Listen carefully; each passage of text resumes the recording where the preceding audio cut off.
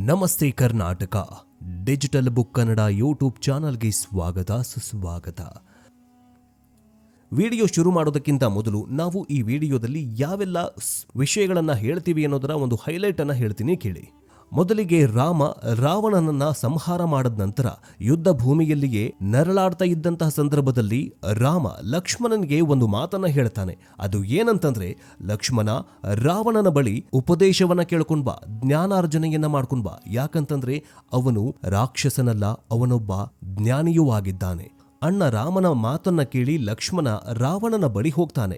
ಆದ್ರೆ ರಾವಣ ಸುಮ್ಮನೆ ಇದ್ಬಿಡ್ತಾನೆ. ರಾವಣ ಉಪದೇಶ ನೀಡೋದಕ್ಕೆ ರೆಡಿಯಾಗಿರೋದಿಲ್ಲ. ಅದು ಯಾಕೆ ಅಂತ ಹೇಳ್ತೀವಿ. ಇನ್ನು ಎರಡನೆಯದು, ರಾವಣ ನೀಡಿದಂತಹ 7ನೇ ಉಪದೇಶ ಇದೆಯಲ್ಲ, ಇದು ಭಯಂಕರವಾಗಿದೆ. ಇದನ್ನ ಎಲ್ಲರೂ ಕೂಡ ಅಳವಡಿಸ್ಕೊಂಡ್ರೆ ಜೀವನ ಪಾವನವಾಗತ್ತೆ. ಎಲ್ಲೋ ಒಂದ್ ಕಡೆ ಹೇಳ್ತಾರಲ್ಲ, ಒಳ್ಳೆಯವರ ಗುಣಗಳನ್ನು ತೆಗೆದುಕೋ, ಕೆಟ್ಟವರ ಗುಣಗಳನ್ನು ತೆಗೆದುಕೋ ಅಂತ ಹೇಳ್ತಾರಲ್ಲ. ಹಾಗೆ ರಾವಣನು ಕೂಡ ಕೆಟ್ಟವನಾಗಿದ್ರು ಕೂಡ ಅವನಲ್ಲಿ ಕೆಲವೊಂದಿಷ್ಟು ಒಳ್ಳೆಯ ಗುಣಗಳಿದ್ವು. ಆ ಗುಣಗಳನ್ನ ಅಳವಡಿಸ್ಕೊಂಡ್ರೆ ಕಲಿಯುಗದಲ್ಲಿ ಜನ ಪಾವನವಾಗ್ತಾರೆ ಅಂತ ರಾವಣನೇ ಹೇಳಿದ್ದ. ಜೊತೆಗೆ ರಾಮನು ಕೂಡ ಹೇಳಿದ್ದ. ಇನ್ನು ರಾವಣ ಇಂದಿಗೂ ಜೀವಂತವಾಗಿದ್ದಾನಂತೆ. ರಾವಣನ ಮೃತದೇಹ ಇಂದಿಗೂ ಕೂಡ ಅದೊಂದು ಗುಹೆಯಲ್ಲಿ ಇರಿಸಲಾಗಿದೆಯಂತೆ. ಹಾಗಾದ್ರೆ ಆ ಗುಹೆಯಲ್ಲಿ ಇರುವಂತಹ ಶವಪೆಟ್ಟಿಗೆ ಈ ರಾವಣನದ್ದೇಯ? ರಾವಣನ ಶವಪೆಟ್ಟಿಗೆ ಇರಿಸಲಾಗಿದೆಯಲ್ಲ, ಅದರ ಕೆಳಗಡೆ ಅಪಾರವಾದಂತಹ ಚಿನ್ನಾಭರಣ ನಿಧಿ ಇದೆಯಂತೆ. ಆ ನಿಧಿಯನ್ನ ಸರ್ಪಗಳು ಕಾಯ್ತಾ ಇದ್ದಾವೆ ಅಂತೆ. ಇದನ್ನ ಮತ್ಯಾರು ಹೇಳ್ತಾ ಇಲ್ಲ, ಸಂಶೋಧಕರು, ವಿಜ್ಞಾನಿಗಳು ಹೇಳುತ್ತಿದ್ದಾರೆ. ಇವತ್ತು ಆ ಒಂದು ರಿಪೋರ್ಟ್ ಬಂದಿದೆ. ರಾವಣನ ಮೃತದೇಹದ ಬಗ್ಗೆ ಬಂದಿರುವಂತಹ ರಿಪೋರ್ಟ್ ನಲ್ಲಿ ಏನಿದೆ ಅನ್ನೋದನ್ನ ಈ ವಿಡಿಯೋದಲ್ಲಿ ನೋಡ್ಕೊಂಡು ಬರೋಣ. ಬನ್ನಿ ವಿಡಿಯೋವನ್ನ ಶುರು ಮಾಡೋಣ. ಲಕ್ಷ್ಮಣನಿಗೆ ರಾವಣ ಹೇಳಿದ ಸಕ್ಸಸ್ ಮಂತ್ರ. ರಾವಣ ಸಾಯುವ ಮುನ್ನ ಲಕ್ಷ್ಮಣನಿಗೆ 7 ರಹಸ್ಯಗಳನ್ನ ಹೇಳಿದ್ದ. ಹೌದು, ರಾಮಾಯಣದಲ್ಲಿ ರಾಕ್ಷಸ ರಾಜ ರಾವಣನಷ್ಟು ಜ್ಞಾನಿ, ವಿದ್ವಾಂಸರು ಮತ್ತೊಬ್ಬರು ಯಾರೂ ಇರಲಿಲ್ಲ. ಸಾಕ್ಷಾತ್ ರಾಮನೇ ತನ್ನ ಸಹೋದರ ಲಕ್ಷ್ಮಣನಿಗೆ ರಾವಣನಿಂದ ಜ್ಞಾನವನ್ನ ಪಡೆದುಕೊಳ್ಳುವಂತೆ ಸಲಹೆ ನೀಡಿದ್ದ. ರಾವಣ ಯುದ್ಧ ಭೂಮಿಯಲ್ಲಿ ಸಾವು ಬದುಕಿನ ನಡುವೆ ಹೋರಾಡ್ತಾ ಇದ್ದಂಥ ಸಂದರ್ಭದಲ್ಲಿ, ಕೊನೆ ಉಸಿರೆಳಿತಾ ಇದ್ದಂಥ ಸಂದರ್ಭದಲ್ಲಿ ರಾಮ ಲಕ್ಷ್ಮಣನಿಗೆ ಹೇಳ್ತಾನೆ, ರಾವಣನಿಂದ ಉಪದೇಶವನ್ನ ಪಡೆದುಕೋ, ರಾವಣನೇ ನಿನಗೆ ಗುರು ಅಂತ ಹೇಳ್ತಾನೆ. ಹಾಗಾದ್ರೆ ರಾವಣ ಸಾಯುವ ಕಾಲದಲ್ಲಿ ಲಕ್ಷ್ಮಣನಿಗೆ ನೀಡಿದಂತಹ ಉಪದೇಶವಾದರೂ ಏನು? ಆತನ ಗುಣಲಕ್ಷಣಗಳು ಯಾವುವು? ರಾವಣನ ಗುಣಲಕ್ಷಣಗಳನ್ನ ಅಳವಡಿಸ್ಕೊಂಡ್ರೆ ಎಂಥ ಚಾಣಾಕ್ಷರಾಗ್ತೀವಿ ಗೊತ್ತಾ? ಜೊತೆಗೆ ಇಂದಿಗೂ ಕೂಡ ರಾವಣನ ದೇಹ ಅದೊಂದು ಗುಹೆಯಲ್ಲಿದೆಯಂತೆ. ಬನ್ನಿ ಈ ಎಲ್ಲ ಕುತೂಹಲಗಳಿಗೆ ಉತ್ತರವನ್ನ ಹುಡುಕ್ತಾ ಹೋಗೋಣ. ನೀವೇನಾದ್ರೂ ಶ್ರೀರಾಮನ ಭಕ್ತರಾಗಿದ್ರೆ ಜೈ ಶ್ರೀರಾಮ್ ಅಂತ ಕಮೆಂಟ್ ಮಾಡಿ. ಜೊತೆಗೆ ಜೈ ಶ್ರೀ ಕೃಷ್ಣ ಅಂತಲೂ ಕೂಡ ಕಮೆಂಟ್ ಮಾಡಿ. ಬನ್ನಿ ವಿಡಿಯೋವನ್ನ ಶುರು ಮಾಡೋಣ. ರಾವಣ ರಾಕ್ಷಸ ಕುಲದ ರಾಜನಾಗಿದ್ರೂ ಸಹ ಈ ಜಗತ್ತಲ್ಲಿ ಅವನಂತಹ ಜ್ಞಾನಿ, ವಿದ್ವಾಂಸರು ಮತ್ತೊಬ್ಬರು ಇರೋದಕ್ಕೆ ಸಾಧ್ಯವೇ ಇಲ್ಲ. ರಾವಣ ರಾಮಾಯಣದ ಅತ್ಯಂತ ಶಕ್ತಿಶಾಲಿ ರಾಕ್ಷಸ ಮಾತ್ರವಲ್ಲ, ಮಹಾನ್ ಜ್ಞಾನವನ್ನು ಕೂಡ ಹೊಂದಿದವನಾಗಿದ್ದ. ಲಂಕಾಧಿಪತಿ ದಶಾನನ ಮಹಾರಾಜ ರಾವಣನು ಅತ್ಯಂತ ಶಕ್ತಿಶಾಲಿ, ಪರಾಕ್ರಮಿ, ಯೋಧ, ಪರಮ ಶಿವಭಕ್ತ, ವೇದಗಳನ್ನ ತಿಳಿದವ ಮತ್ತು ಮಹಾನ್ ವಿದ್ವಾಂಸನೂ ಆಗಿದ್ದ. ರಾವಣ ತಾನು ಸಾಯುವ ಮುನ್ನ ತನ್ನ ಜ್ಞಾನವನ್ನ ಹಂಚಿಕೊಂಡಿದ್ದ.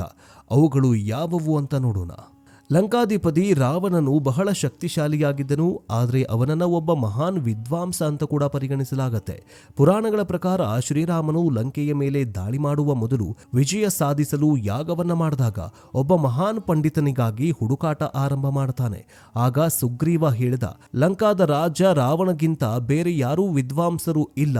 ನಂತರ ರಾಮನ ಯಾಗವನ್ನ ಮಾಡಲು ಆಹ್ವಾನಿಸಲಾಯಿತು ಮತ್ತು ಪಂಡಿತನಾಗಿದ್ದರಿಂದ ಅವನು ಆಹ್ವಾನವನ್ನ ಸ್ವೀಕರಿಸ್ತಾನೆ. ಧಾರ್ಮಿಕ ಗ್ರಂಥಗಳ ಪ್ರಕಾರ ರಾವಣನಿಗೆ ರಾಜಕೀಯದ ಬಗ್ಗೆ ಅಪಾರ ಜ್ಞಾನ ಇತ್ತು ಮತ್ತು ತನ್ನ ತಂತ್ರಗಳಿಗೆ ಹೆಸರುವಾಸಿಯಾಗಿದ್ದ. ರಾವಣ ಮರಣಶೈಲಿಯಲ್ಲಿದ್ದಾಗ ಭಗವಾನ್ ರಾಮನು ತನ್ನ ಸಹೋದರ ಲಕ್ಷ್ಮಣನನ್ನ ರಾಜಕೀಯ ಜ್ಞಾನವನ್ನ ಪಡೆದುಕೊಳ್ಳೋದಕ್ಕೆ ರಾವಣನ ಬಳಿಗೆ ಕಳಿಸ್ಕೊಡ್ತಾನೆ. ಇಷ್ಟೆಲ್ಲ ರಾವಣ ರಹಸ್ಯಗಳನ್ನ ಬಿಚ್ಚಿಡ್ತಾನೆ. ಜೈನ ಧರ್ಮಗ್ರಂಥಗಳಲ್ಲಿ ರಾವಣನನ್ನ ಪ್ರತಿ ನಾರಾಯಣ ಅಂತ ಪರಿಗಣಿಸಲಾಗಿದೆ. ಈ ಕಾರಣಕ್ಕಾಗಿ ಜೈನ ಧರ್ಮದ 64 ಶಲಾಕಾ ಪುರುಷರಲ್ಲಿ ರಾವಣನ ಹೆಸರನ್ನು ಕೂಡ ಸೇರಿಸಲಾಗಿದೆ. ರಾವಣ ಬ್ರಹ್ಮಜ್ಞಾನಿ ಮತ್ತು ಅನೇಕ ವಿದ್ಯೆಗಳಲ್ಲಿ ಜ್ಞಾನವನ್ನ ಹೊಂದಿದವನಾಗಿದ್ದ. ಅವನು ತಂತ್ರ, ಸಂವಹನ, ಇಂದ್ರಜಾಲ ಮತ್ತು ಮಾಂತ್ರಿಕ ವಿಧಗಳನ್ನ ತಿಳಿದುಕೊಂಡವನಾಗಿದ್ದ. ಇದಕ್ಕೆ ಉತ್ತಮ ಉದಾಹರಣೆ ಎಂಬಂತೆ ಅವ ಬಳಸ್ತಾಗಿದ್ದ ಪುಷ್ಪಕ ವಿಮಾನ. ಈ ವಿಮಾನ ರಾವಣನ ಬಳಿ ಹೊರತುಪಡಿಸಿ ಬೇರಾರ ಬಳಿಯೂ ಕೂಡ ಇರಲಿಲ್ಲ. ಅದಕ್ಕಾಗಿಯೇ ರಾವಣ ಯುದ್ಧ ಭೂಮಿಯಲ್ಲಿ ಮರಣದ ಮುಂಚೆ ಮಲಗಿದ್ದಾಗ ರಾಮನು ತಮ್ಮ ಸಹೋದರ ಲಕ್ಷ್ಮಣನಿಗೆ ರಾವಣನಿಂದ ರಾಜಕೀಯ ಮತ್ತು ಅಧಿಕಾರದ ಜ್ಞಾನವನ್ನ ಪಡೆದುಕೊಳ್ಳುವಂತೆ ಹೇಳ್ತಾನೆ. ರಾಮ ಮತ್ತು ರಾವಣನ ನಡುವೆ ಯುದ್ಧ ನಡೆದಾಗ ರಾವಣನನ್ನ ಯುದ್ಧದಲ್ಲಿ ಸೋಲಿಸಲಾಯಿತು. ರಾವಣ ಸಾಯುವ ಸ್ಥಿತಿಯಲ್ಲಿದ್ದಾಗ ರಾಮನು ರಾವಣನ ಬಳಿ ತನ್ನ ಸಹೋದರ ಲಕ್ಷ್ಮಣನಿಗೆ ಜ್ಞಾನವನ್ನ ಧಾರೆ ಎರೆಯುವಂತೆ ಕೇಳ್ಕೊಳ್ತಾನೆ.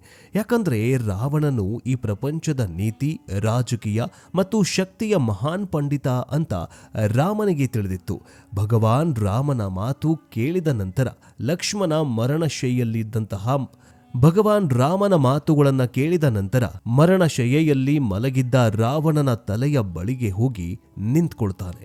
ಆದರೆ ಲಕ್ಷ್ಮಣ ಬಹಳ ಹೊತ್ತು ನಿಂತರೂ ರಾವಣ ಏನನ್ನೂ ಕೂಡ ಹೇಳೋದಿಲ್ಲ. ಲಕ್ಷ್ಮಣನು ರಾವಣನ ಬಳಿಗೆ ಹಿಂತಿರುಗಿ ಬಂದು ಹೇಳ್ತಾನೆ, ಅಣ್ಣ, ನಾನು ರಾವಣನ ಬಳಿ ಬಹಳ ಹೊತ್ತು ನಿಂತಿದ್ದೆ, ಆದರೆ ಅವನು ಏನು ಅಂದ್ರೆ ಏನು ಹೇಳಲಿಲ್ಲ.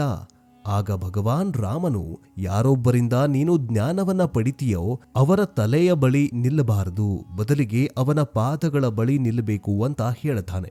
ಅದಾದ ನಂತರ ಮತ್ತೆ ಲಕ್ಷ್ಮಣನು ರಾವಣನ ಪಾದದ ಬಳಿ ಹೋಗಿ ನಿಂತುಕೊಳ್ತಾನೆ. ನಂತರ ರಾವಣ ಲಕ್ಷ್ಮಣನಿಗೆ ತನ್ನ ಜ್ಞಾನವನ್ನ ನೀಡಲು ಪ್ರಾರಂಭ ಮಾಡ್ತಾನೆ.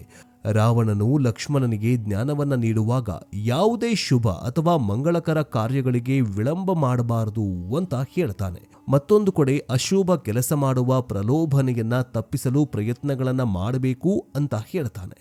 ಇನ್ನು ಯಾರನ್ನೂ ಹಗುರವಾಗಿ ತಿಳಿದುಕೊಳ್ಳದಿರಿ. ಒಬ್ಬನು ತನ್ನ ಶಕ್ತಿ ಮತ್ತು ಶೌರ್ಯದ ಬಗ್ಗೆ ತುಂಬಾನೇ ಹೆಮ್ಮೆ ಪಡಬಾರದು ಅಥವಾ ಶತ್ರುವನ್ನ ಅಲ್ಪವಾಗಿ ಕಾಣುವಷ್ಟು ಕುರುಡನಾಗಬಾರದು. ಮನುಷ್ಯರು ಮತ್ತು ವಾನರರನ್ನ ಹೊರತುಪಡಿಸಿ ಯಾರೂ ನನ್ನನ್ನು ಕೊಲ್ಲಲು ಸಾಧ್ಯವಾಗಬಾರದು ಅಂತ ನಾನು ಬ್ರಹ್ಮನಿಂದ ವರವನ್ನ ಪಡೆದುಕೊಂಡಿದ್ದೆ. ಇದರಿಂದ ನಾನು ಅವರನ್ನ ಲಘುವಾಗಿ ಪರಿಗಣಿಸಿದೆ. ಆ ಕಾರಣದಿಂದ ಇಂದು ನನಗೆ ಸಾವು ಬಂದೊದಗಿದೆ ಅಂತ ರಾವಣ ಹೇಳ್ತಾನೆ. ಆದ್ದರಿಂದ ಯಾರನ್ನು ಕೂಡ ಅಂದ್ರೆ ಶತ್ರುಗಳನ್ನ ಹಗುರವಾಗಿ ನೋಡಬಾರದು. ನಿಮ್ಮ ಮುಂದಿರುವಂತಹ ಶತ್ರು ಎಷ್ಟೇ ಕುಗ್ಗಿದ್ರು ಅಥವಾ ಎಷ್ಟೇ ಬಲಹೀನನಾಗಿದ್ರು ಕೂಡ ಅವನು ಶಕ್ತಿಹೀನ ಅಂತ ಕುರುಡಾಗಬಾರದು. ಯಾವತ್ತೂ ಶತ್ರುವಾಗಿ ನೋಡಬೇಕು ಅಂತ ರಾವಣ ಲಕ್ಷ್ಮಣನಿಗೆ ಬುದ್ಧಿವಾದವನ್ನ ಹೇಳ್ತಾನೆ. ಇನ್ನು ಮುಂದಿನ ಬುದ್ಧಿವಾದ ಯಾವುದು ಅಂತಂದ್ರೆ, ಶತ್ರು ಮತ್ತು ಸ್ನೇಹಿತನ ನಡುವಿನ ವ್ಯತ್ಯಾಸ ತಿಳಿರಿ ಅಂತ ರಾವಣನ ಮತ್ತೊಂದು ಉಪದೇಶ ಏನಂತಂದ್ರೆ, ಒಬ್ಬ ವ್ಯಕ್ತಿಗೆ ತನ್ನೊಂದಿಗೆ ಇರುವ ವ್ಯಕ್ತಿ ಶತ್ರುವೋ ಅಥವಾ ಮಿತ್ರನೋ ಅನ್ನೋದನ್ನ ಗುರುತಿಸುವ ಸಾಮರ್ಥ್ಯ ಇರಬೇಕು. ಅನೇಕ ಬಾರಿ ನಾವು ಶತ್ರುವನ್ನ ನಮ್ಮ ಮಿತ್ರ ಅಂತ ಪರಿಗಣಿಸ್ತೇವೆ, ನಂತರ ಅವರು ನಮ್ಮ ಶತ್ರುವಂತ ಸಾಬೀತುಪಡಿಸ್ತಾರೆ. ಮತ್ತೊಂದು ಕಡೆ ನಾವು ಯಾರನ್ನ ಶತ್ರುಗಳಂತ ಪರಿಗಣಿಸಿರ್ತೀವೋ ಅವರು ನಮ್ಮ ನಿಜವಾದ ಸ್ನೇಹಿತರಾಗಿರಬಹುದು ಮತ್ತು ಸ್ನೇಹಿತರಾಗಿರ್ತಾರೆ ಅಂತ ರಾವಣ ಹೇಳ್ತಾನೆ. ಇನ್ನು ಲಕ್ಷ್ಮಣನಿಗೆ ಜ್ಞಾನವನ್ನ ನೀಡಿದ ರಾವಣನು ಓರ್ವ ವ್ಯಕ್ತಿ ನಮಗೆ ಎಷ್ಟೇ ಹತ್ತಿರವಾಗಿದ್ದರೂ ಕೂಡ ಪರವಾಗಿಲ್ಲ, ಅವರಿಗೆ ನಮ್ಮ ಜೀವನದ ಆಳವಾದ ರಹಸ್ಯವನ್ನ ಹೇಳಬಾರದು ಅಂತ ಹೇಳ್ತಾನೆ. ಯಾಕಂದ್ರೆ ವಿಭೀಷಣನು ಲಂಕೆಯಲ್ಲಿದ್ದಾಗ ನನ್ನ ಹಿತೈಷಿಯಾಗಿದ್ದ. ನಾನು ಅವನಿಗೆ ಯುದ್ಧದ ಬಗೆಗಿನ ಎಲ್ಲ ರಹಸ್ಯಗಳನ್ನ ತಿಳಿಸಿದ್ದೆ ಮತ್ತು ಅವನು ರಾಮನ ಆಶ್ರಮಕ್ಕೆ ಹೋದಾಗ ಅವನು ನನ್ನ ನಾಶಕ್ಕೆ ಕಾರಣವಾದ ಅಂತ ರಾವಣ ಈ ಒಂದು ಉದಾಹರಣೆಯನ್ನ ಕೊಡ್ತಾನೆ. ಯಾವತ್ತೂ ಕೂಡ ನಮ್ಮ ಹತ್ರ ಇರುವಂತವರು ನಮ್ಮ ಎಷ್ಟೇ ಕ್ಲೋಸ್ ಫ್ರೆಂಡ್ಸ್ ಆಗಿರಬಹುದು, ಸಂಬಂಧಿಕರಾಗಿರಬಹುದು ಅಥವಾ ಒಬ್ಬ ವ್ಯಕ್ತಿಯಾಗಿರಬಹುದು, ಅವನಿಗೆ ನಮ್ಮಲ್ಲಿರುವಂತಹ ರಹಸ್ಯ ಗುಟ್ಟುಗಳನ್ನ, ಜ್ಞಾನವನ್ನ, ವಿದ್ಯೆಯನ್ನ ಬೇರೆಯವರಿಗೆ ಬಿಟ್ಟುಕೊಡಬಾರದು ಅಂತ ರಾವಣ ಲಕ್ಷ್ಮಣನಿಗೆ ಹೇಳ್ತಾನೆ. ಇನ್ನು ಪರಸ್ತ್ರೀಯರಿಂದ ದೂರ ಇರಬೇಕು. ಹೌದು, ರಾವಣನ ಕೊನೆಯ ಉಪದೇಶ ಏನಂತಂದ್ರೆ, ಯಾವುದೇ ಮಹಿಳೆಯ ಮೇಲೆ ಕೆಟ್ಟ ಕಣ್ಣು ಇಡಬಾರದು. ಯಾಕಂದ್ರೆ ಅಪರಿಚಿತ ಮಹಿಳೆಯ ಮೇಲೆ ಕೆಟ್ಟ ಕಣ್ಣು ಇಡುವ ವ್ಯಕ್ತಿಯೂ ನಾಶವಾಗ್ತಾನೆ. ಉದಾಹರಣೆಗೆ ನನ್ನನ್ನೇ ತೆಗೆದುಕೋ. ನಾನು ರಾಮನ ಮಡದಿ ತಾಯಿ ಸೀತಾ ಮಾತೆಯನ್ನ ಬಲವಂತವಾಗಿ ಅಪಹರಿಸಿದೆ. ನನ್ನ ಈ ತಪ್ಪೆ ನನ್ನ ಅಂತ್ಯಕ್ಕೆ ಕಾರಣವಾಯಿತು ಅಂತ ಹೇಳ್ತಾನೆ. ಇನ್ನು ದೇವರನ್ನ ಪ್ರೀತಿ ಮಾಡ್ತಿರೋ ಅಥವಾ ದ್ವೇಷಿಸ್ತಿರೋ ಅದು ಮುಖ್ಯವಲ್ಲ, ಆದರೆ ಅದು ಏನೇ ಇರಲಿ ಅದು ಅಪಾರ ಮತ್ತು ಬಲವಾಗಿರಬೇಕು. ನಾವು ಯಾವುದನ್ನ ನಂಬ್ತೀವೋ ಅದರ ಮೇಲೆ ಬಲವಾದ ನಂಬಿಕೆಯನ್ನ ಹೊಂದಿರಬೇಕು. ಹಾಗೂ ನಾವು ಯಾವುದನ್ನ ನಂಬೋದಿಲ್ವೋ ಅದರ ಬಗ್ಗೆ ಕಿಂಚಿತ್ತೂ ಯೋಚನೆ ಮಾಡಬಾರದು. ನಮ್ಮ ಮೇಲೆ ನಮಗೆ ಸಂಶಯವಿರಬಾರದು ಅಂತ ರಾವಣ ಲಕ್ಷ್ಮಣನಿಗೆ ರಹಸ್ಯವನ್ನ ಹೇಳ್ತಾನೆ. ಇನ್ನು ಪ್ರಭು ಶ್ರೀರಾಮನಿಂದ ರಾವಣ ಸತ್ತು 10,000ಕ್ಕೂ ಹೆಚ್ಚು ವರ್ಷಗಳು ಕಳೆದಿದೆ ಅಂತ ಹೇಳಲಾಗತ್ತೆ. ಆದರೂ ರಾವಣನ ಶವ ಇಂದಿಗೂ ಕೂಡ ಇದೆ ಅಂತ ಹೇಳಲಾಗತ್ತೆ. ಸಂಶೋಧನೆಯನ್ನು ಕೂಡ ಮಾಡಲಾಗಿದೆ. ಆ ಒಂದು ಗುಹೆಯಲ್ಲಿ ಇಂದಿಗೂ ರಾವಣನ ಶವವನ್ನ ಬಚ್ಚಿಡಲಾಗಿದೆ ಅಂತ ಹೇಳಲಾಗತ್ತೆ. ಅದರ ಬಗ್ಗೆ ನೋಡ್ತಾ ಹೋಗೋದಾದ್ರೆ, ರಾವಣನ ದೇಹವನ್ನ ಇರಿಸಲಾಗಿರುವ ಗುಹೆಯು ರಾಗ್ಲಾ ಅರಣ್ಯದಲ್ಲಿ ಬೆಟ್ಟದ ಗುಡ್ಡದ ಮೇಲೆ 8,000 ಅಡಿ ಎತ್ತರದ ಬಂಡೆಯ ಮೇಲೆ ಇದೆಯಂತೆ. ಇಲ್ಲಿ ರಾವಣನ ದೇಹವನ್ನ ಮಮ್ಮಿ ಅಂದ್ರೆ ಶವವನ್ನ ಸಂರಕ್ಷಿಡುವಂತಹ ಈಜಿಪ್ಟಿನ ಶೈಲಿಯಲ್ಲಿ ಶವಪೆಟ್ಟಿಗೆಯಲ್ಲಿ ಇರಿಸಲಾಗಿದೆ. ಆ ಶವ ಸಾವಿರಾರು ವರ್ಷಗಳು ಕಳೆದರೂ ಕೆಡದಿರುವ ಹಾಗೆ ಅದರ ಮೇಲೆ ವಿಶೇಷ ರೀತಿಯ ಲೇಪನವನ್ನ ಹಚ್ಚಲಾಗಿದೆ ಅಂತ ಹೇಳಲಾಗಿದೆ. ಆದರೆ ಇದು ಎಷ್ಟರ ಮಟ್ಟಿಗೆ ಸತ್ಯ ಅನ್ನೋದು ಇನ್ನೂವರೆಗೂ ಕೂಡ ನಿಖರ ಮಾಹಿತಿ ಇಲ್ಲ. ಇನ್ನು ಶ್ರೀಲಂಕಾದ ಅಂತಾರಾಷ್ಟ್ರೀಯ ರಾಮಾಯಣ ಸಂಶೋಧನಾ ಕೇಂದ್ರವು ಈ ಸಂಶೋಧನೆಯನ್ನ ಮಾಡಿದೆ. ಅದರ ಪ್ರಕಾರ ಈ ಬೆಟ್ಟದಲ್ಲಿರುವ ಬೃಹತ್ ಬಂಡೆಯೊಳಗೆ ರಾವಣನ ದೇಹವನ್ನ 18 ಅಡಿ ಉದ್ದದ ಮತ್ತು 5 ಅಡಿ ಅಗಲದ ಶವಪೆಟ್ಟಿಗೆಯಲ್ಲಿ ಇರಿಸಲಾಗಿದೆ. ಈ ಶವಪೆಟ್ಟಿಗೆಯ ಕೆಳಗೆ ರಾವಣನ ರಾಜ್ಯದಲ್ಲಿದ್ದ ಅಮೂಲ್ಯ ನಿಧಿ ಕೂಡ ಇದೆ ಅಂತ ಹೇಳಲಾಗತ್ತೆ. ಈ ನಿಧಿಯನ್ನ ಭಯಾನಕ ಸರ್ಪಗಳು ಮತ್ತು ಅನೇಕ ಭಯಂಕರ ಪ್ರಾಣಿಗಳು ಕಾಪಾಡ್ತಾ ಇದ್ದಾವೆ ಅಂತ ಸಂಶೋಧನೆಗೆ ಹೇಳಲಾಗಿದೆ. ಇನ್ನು ಲಂಕೆಯ ರಾಜ ರಾವಣ ರಾಮನ ಪತ್ನಿ ಸೀತಾ ಮಾತೆಯನ್ನ ಅಪಹರಣ ಮಾಡ್ತಾನೆ. ಆಗ ಭಗವಾನ್ ರಾಮನು ರಾವಣನನ್ನ ಕೊಂದು ಆಕೆಯನ್ನ ಕರೆದುಕೊಂಡು ಬರ್ತಾನೆ. ಆಗ ರಾಮ ಬ್ರಾಹ್ಮಣನಾಗಿದ್ದ ರಾವಣನ ಮೃತದೇಹವನ್ನ ಅಂತಿಮ ಸಂಸ್ಕಾರಕ್ಕಾಗಿ ವಿಭೀಷಣನಿಗೆ ಒಪ್ಪಿಸಿಬಿಡ್ತಾನೆ. ಆದರೆ ವಿಭೀಷಣ ಸಿಂಹಾಸನವೇರುವ ಆತುರದಲ್ಲಿ ರಾವಣನ ಅಂತಿಮ ಸಂಸ್ಕಾರ ಮಾಡದೆ ದೇಹವನ್ನ ಹಾಗೆ ಅಲ್ಲಿಗೆ ಬಿಟ್ಟು ಹೋಗ್ಬಿಡ್ತಾನೆ. ಬಳಿಕ ನಾಗಕುಲದ ಜನರು ರಾವಣನ ಮೃತದೇಹವನ್ನ ತೆಗೆದುಕೊಂಡು ಹೋಗ್ತಾರೆ. ಅವರು ರಾವಣನ ಸಾವು ಕ್ಷೀಣಿಕ, ಆತ ಮತ್ತೆ ಜೀವ ಪಡೆಯುತ್ತಾನೆ ಅಂತ ನಂಬಿದ್ರು. ಆದರೆ ರಾವಣ ಮತ್ತೆ ಜೀವ ಪಡೆದುಕೊಳ್ಳೋದಿಲ್ಲ. ಹಾಗಾಗಿ ಅವರು ರಾವಣನ ದೇಹವನ್ನ ಮಮ್ಮಿಯಾಗಿ ಮಾಡಿ ಬೃಹತ್ ಬೆಟ್ಟದ ಕೆಳಗಡೆ ಹೂತಿದ್ದಾರೆ ಅಂತ ನಂಬಿಕೆಗಿದೆ. ರಾವಣನ ಶವ ಇದೆ ಎನ್ನಲಾದ ಶ್ರೀಲಂಕಾದ ರಾಗ್ಲಾ ಅರಣ್ಯದ ನಡುವಿನ ಎತ್ತರದ ಪ್ರದೇಶದಲ್ಲೇ ಆತ ತಪಸ್ಸು ಮಾಡಿದ ಗುಹೆಯೂ ಕೂಡ ಇದೆ ಅಂತ ಹೇಳಲಾಗತ್ತೆ. ಈ ಗುಹೆಯಲ್ಲಿಯೇ ರಾವಣನ ಶವವನ್ನ ಇರಿಸಲಾಗಿದೆ ಅಂತ ಸಂಶೋಧನೆ ಹೇಳುತ್ತೆ. ರಾಗ್ಲಾದ ಈ ದಟ್ಟವಾದ ಕಾಡು ಮತ್ತು ಗುಹೆಗೆ ಹೋಗುವುದು ಸುಲಭವಲ್ಲ. ಈ ಗುಹೆಯು ರಾಗ್ಲಾ ಪ್ರದೇಶದಲ್ಲಿ 8,000 ಅಡಿ ಎತ್ತರದಲ್ಲಿದೆ.